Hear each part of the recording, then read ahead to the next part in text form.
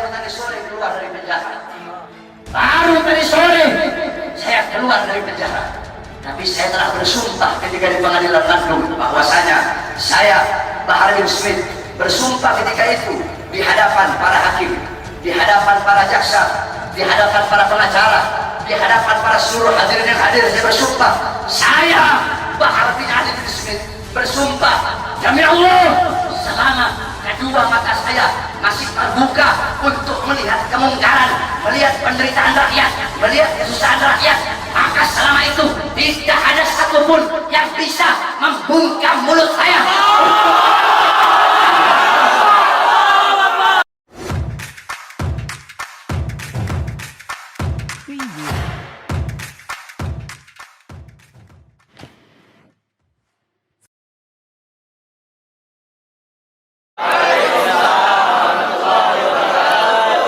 Alhamdulillah, segala puji dan syukur kehadirat Allah Subhanahu wa taala. Dialah Allah Subhanahu wa taala yang maha besar, yang besar selain Allah kecil. Dialah Allah yang maha perkasa, yang maha kuat, yang kuat, yang perkasa selain Allah lemah. Dialah Allah raja di atas para raja, yang raja selain Allah hamba. Dialah Allah Subhanahu wa ta'ala yang maha berkuasa selama-lamanya, yang berkuasa selain Allah kadang berkuasa dan kadang tidak berkuasa. Dialah Allah Subhanahu wa ta'ala yang maha kaya, yang kaya selain Allah miskin.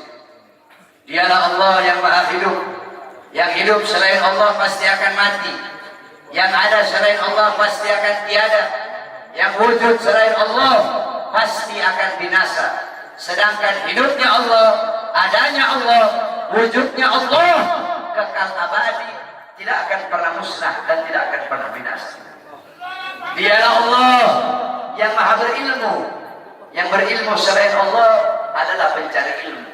Dialah Allah yang maha tahu, yang tahu selain Allah adalah pencari pengetahuan. Dialah Allah Subhanahu wa ta'ala yang maha melihat, yang melihat selain Allah buta terhadap warna-warna yang jauh, buta terhadap warna-warna yang tersembunyi dan warna-warna yang tidak tampak. Dialah Allah Subhanahu wa ta'ala yang maha mendengar, yang mendengar selain Allah tuli terhadap suara-suara yang jauh dan suara-suara yang dekat akan menulikannya. Dialah Allah yang dimana kadar kedekatan hamba dengannya tidak akan membuat hamba itu setara dengannya. Jauhnya hamba darinya tidak akan menjadikan dinding penghalang antara dirinya dengan hambanya. Dialah Allah yang dimana walaupun seluruh makhluk berbuat baik tidak akan menambahkan sedikit pun keagungan di sisinya, dan walaupun seluruh makhluk berbuat dosa tidak akan mengurangi sedikit pun keagungan di sisinya. Dialah Allah yang memisahkan dan yang mempertemukan. Dialah Allah yang memisahkan Nabi Allah Adam dengan Siti Hawa, dan dialah Allah yang mempertemukan Nabi Allah Adam dan Siti Hawa. Allah pertemukan Nabi Allah Adam dan Siti Hawa dalam surga, dan Allah pisahkan Nabi Allah Adam dan Siti Hawa. Nabi Adam Allah turunkan di India, di bawah kaki gunung Himalaya. Siti Hawa Allah turunkan di Jeddah. Kemudian Allah pertemukan kembali di padang Arafah. Dialah Allah yang memisahkan Nabi Allah Yakub dengan anaknya Nabi Allah Yusuf alaihissalam, dan dialah Allah juga yang menemukan, mempertemukan Nabi Allah Yakub dan Nabi Allah Yusuf alaihissalam. Dan dialah Allah yang 1,5 tahun yang lalu memisahkan kita, dan Allah juga yang mempertemukan kita pada malam hari yang mulia ini. Saudara-saudara sekalian yang dimuliakan oleh Allah Subhanahu wa ta'ala, alhamdulillah, saya bersyukur kepada Allah Subhanahu wa ta'ala atas nikmat yang Allah Subhanahu wa ta'ala berikan. Hadirin sekalian yang dimuliakan oleh Allah Subhanahu wa ta'ala, Allah mempertemukan kita kembali bisa bertatap muka di majelis yang penuh dengan kemuliaan ini, di majelis yang penuh dengan keutamaan, yang dimana kita semuanya ketahui bahwasanya saat ini Republik Indonesia, negara kita cintai, sedang dilanda pandemi COVID-19, yang dimana kita duduk di sini untuk berdoa. Mudah-mudahan Allah Subhanahu wa Ta'ala segera angkat penyakit COVID dari tanah Indonesia yang kita cintai. Sebab Indonesia tanah para aulia, Indonesia tanah para habaib, Indonesia tanah para syuhada. Insya Allah akan Allah angkat semuanya. Saudara-saudara, corona atau apapun itu disebutnya, itu menurut ulama-ulama min ahlil bawatin, itu mereka adalah makhluk ciptaan Allah Subhanahu wa Ta'ala. Saudara-saudara, sekalipun corona dikatakan adalah virus yang diciptakan oleh Amerika, atau virus yang diciptakan oleh Cina, atau virus yang diciptakan oleh dokter, pasti ada unsur-unsur makhluk ciptaan Allah yang Allah ikut sertakan di dalam penciptaan virus tersebut, sehingga yang memiliki kekuasaan penuh atas virus tersebut adalah Allah Subhanahu wa Ta'ala. Maka satu-satunya jalan untuk menyelamatkan diri daripada itu, kembali kepada Allah, taat kepada Allah, patuh kepada Allah, tunduk kepada Allah Subhanahu wa Ta'ala. Ketika engkau takut kepada Allah Subhanahu wa Ta'ala, akan Allah tanamkan dalam hati para makhluk rasa takut kepada. Ketika engkau kembali kepada Allah, takut kepada Allah, taat kepada Allah, apakah ada satupun makhluk yang bisa mencelakaimu? Saudara-saudara, ada penyakit yang lebih berbahaya dari corona. Apa itu? Hati yang lebih takut kepada corona daripada hati yang takut kepada Allah Subhanahu wa Ta'ala. Hatimu takut kepada corona, sampai engkau lebih takut kepada corona daripada Allah. Itu adalah penyakit yang lebih berbahaya daripada corona itu sendiri. Oleh karenanya bukan berarti kita tidak harus ikhtiar, tetap kita ikhtiar dengan masker. Sebab itu diajarkan oleh para ulama dan diajarkan oleh orang-orang soleh. Tetapi jangan juga terlalu lebay sampai masjid-masjid ditutup, sedangkan mal tetap buka, Carrefour tetap buka, Carrefour milik orang asing, mal-mal milik orang asing, tempat-tempat yang jual beli sembako milik orang-orang asing dibuka, sedangkan milik pedagang-pedagang kecil ditutup. Apakah ini tidak merugikan rakyat? Apa yang mau terjadi di negara, saudara-saudara? Saudara-saudara sekalian yang dimuliakan oleh Allah, ada apa ini, saudara-saudara? Semua orang-orang disuruh berdiam diri dalam rumah, sedangkan tenaga kerja asing dari Cina mereka kirim sebanyak-banyaknya. Kalian mau bikin susah rakyat, kalian mau bikin rakyat kalian mati kelaparan, kalian yang menyusahkan rakyat, kalian yang menderitakan rakyat, kalian yang bikin rakyat kalian susah. Sudah sering saya katakan, saudara-saudara, para pahlawan-pahlawan, beliau-beliau mengorbankan jiwa, nyawa, darah, harta, keringat demi NKRI, demi kemerdekaan. Itu pahlawan. Pejabat-pejabat sekarang, pemerintah sekarang, mereka bukan berkorban demi rakyat, mereka bukan berjuang demi rakyat, tapi rakyat yang mereka korbankan, negara yang mereka korbankan, orang susah yang mereka korbankan demi kepentingan perut, partai, dan politiknya masing-masing. Oleh karena itu saya tanya, lawan apa biarkan? Lawan apa biarkan? Lawan apa biarkan? Saudara-saudara, saya baru tadi sore keluar dari penjara. Baru tadi sore saya keluar dari penjara. Tapi saya telah bersumpah ketika di pengadilan Bandung bahwasanya saya, Bahar bin Smith, bersumpah ketika itu di hadapan para hakim, di hadapan para jaksa, di hadapan para pengacara, di hadapan para seluruh hadirin yang hadir. Saya bersumpah, saya Bahar bin Ali bin Smith bersumpah demi Allah, selama kedua mata saya masih terbuka untuk melihat kemungkaran, melihat penderitaan rakyat, melihat kesusahan rakyat, maka selama itu tidak ada satupun yang bisa membungkam mulut saya.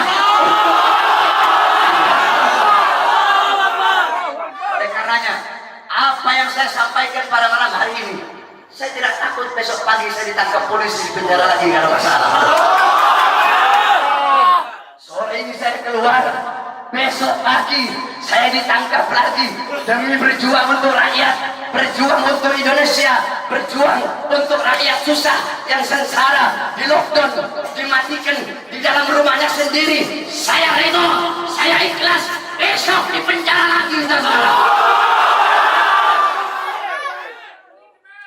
Oleh karenanya hadirin sekalian yang dimuliakan oleh Allah Subhanahu wa taala, terus berjuang.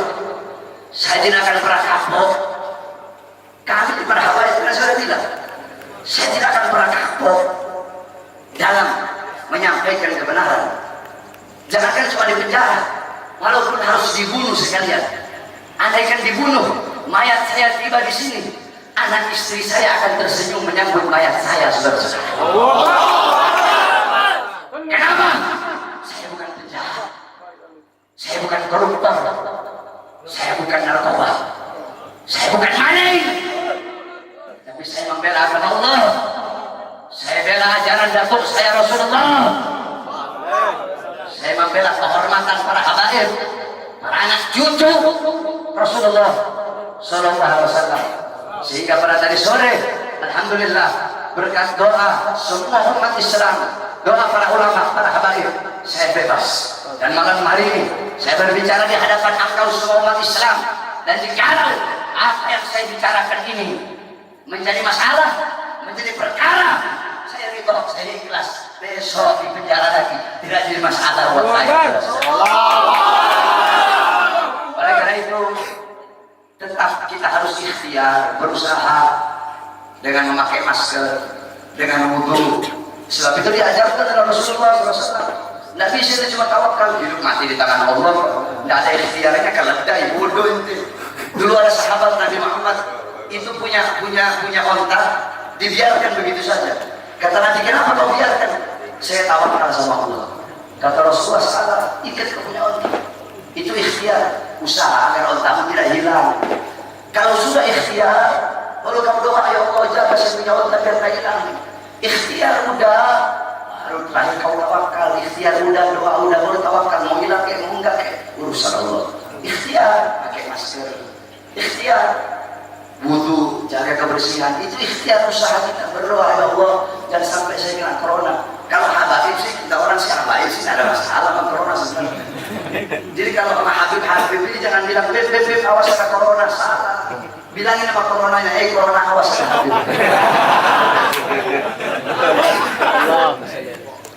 Corona awas, nanti kau dimasuki Habib. Bukan corona masukin Habib, Habib masukin kau. Paham? Paham? Jadi tetap kita ikuti aturan pemerintah. Selama aturan pemerintah itu tidak melanggar agama, kita sebagai warga NKRI yang baik wajib taat, wajib patuh kepada peraturan pemerintah, peraturan MUI. Betul? Karena apa? Selama aturan-aturan itu tidak melanggar agama, selama aturan-aturan itu apalagi senyawa dengan agama, menyatu dengan agama, maka kita sebagai orang yang beragama Islam wajib untuk mentaati dan mematuhinya. Betul? Tapi kalau pemerintahnya zalim sama rakyat, pemerintahnya kurang ajar sama rakyat, menyengsarakan rakyat, maka wajib untuk kita lawan, saudara-saudara. Betul? Saya tanya semuanya, jawab yang keras. Siap lawan kezaliman? Siap. Siap lawan kezaliman? Siap. Siap lawan penindasan? Siap. Siap hancur demi Islam? Siap. Siap hancur demi agama? Siap. Siap hancur demi Islam? Siap. Siap binasa demi Indonesia? Siap. Allahu Akbar. Allahu Akbar. Allahu Akbar. Allahu Akbar. Sampaikan kepada mereka bahwasanya saya Bahar bin Smith mengucapkan ini, saya tidak takut sekalipun besok saya harus dijemput atau dipenjara lagi, saudara-saudara. Kenapa? Karena saya memperjuangkan rakyat yang susah, rakyat yang kelaparan, rakyat yang menderita, tersembunyi, tersingkirkan, dikurung dalam rumah, dibikin mati pelan-pelan.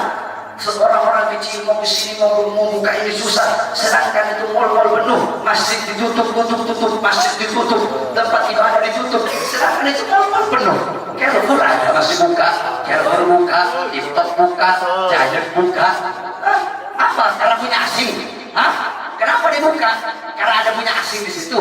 Kenapa tenaga kerja kok dikirim dari luar yang banyak, sedangkan masih banyak pengangguran di Indonesia? Betul? Anak-anak muda yang pengangguran di Indonesia banyak apa tidak? Banyak apa tidak? Banyak apa tidak? Yang butuh pekerjaan banyak apa tidak? Banyak apa tidak? Berarti jikalau pemerintah mereka mengirim tenaga kerja asing dari manapun, mau Cina, mau Australia, mau Korea, mau Jepang, dari manapun, tidak peduli negara mana, berarti sedangkan Indonesia masih banyak yang pengangguran, berarti pemerintah ingin menyusahkan dan menyengsarakan rakyat. Maka kita sebagai rakyat, khususnya umat Islam, wajib untuk melawan sampai titik darah penghabisan.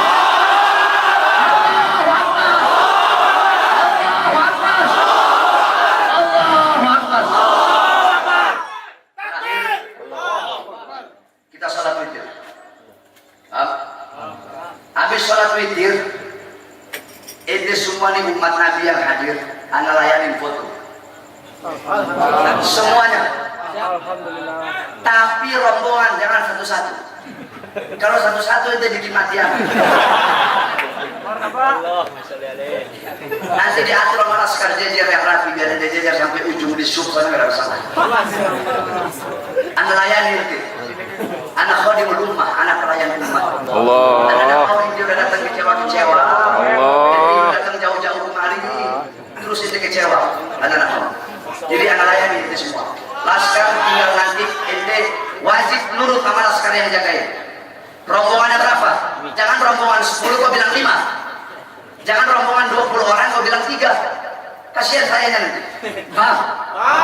Paham?